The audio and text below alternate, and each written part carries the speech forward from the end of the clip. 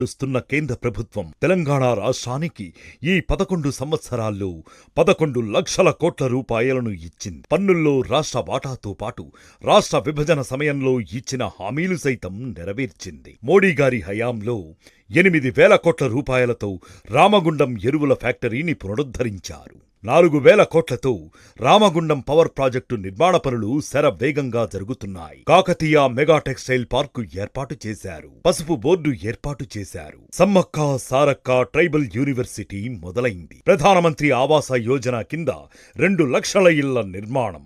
స్వచ్ఛ భారత్ అభియాని కింద 31 లక్షల మరుగుదొడ్లు. జలజీవన్ మిషన్ కింద 38 లక్షల మంచినీటి నల్లా కనెక్షన్లు. 82 లక్షల మందికి ఆయుష్మాన్ భారత్ కార్డులు. 2,600 కిలోమీటర్ల నేషనల్ హైవేలు పూర్తి చేశారు. ఇంకా కొన్ని పనులు నడుస్తున్నాయి. విభజన హామీ కింద వెనుకబడ్డ జిల్లాలకు 2,700 కోట్ల రూపాయలను విడుదల చేశారు. బీబీనగర్ ఎయిమ్స్ కి నిధులు కేటాయించి పనులు పూర్తి చేయిస్తున్నారు. 4 గ్రీన్ఫీల్డ్ కారిడార్లు.